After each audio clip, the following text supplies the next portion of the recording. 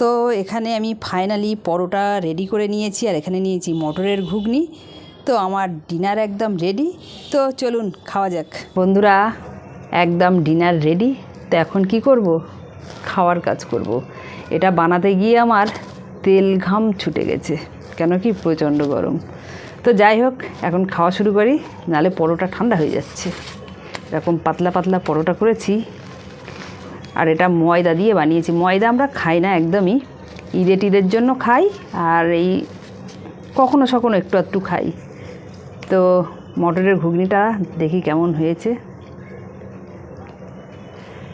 বিসমিল্লাহির রহমানির রহিম।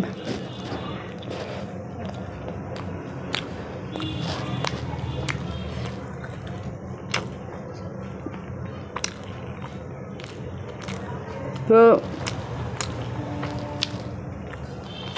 যাই হোক বন্ধুরা, এই যেটা তৈরি হলে খেতে পারলাম, এটাই শান্তি। তো এখন আমি আস্তে আস্তে খাবো। টাটা।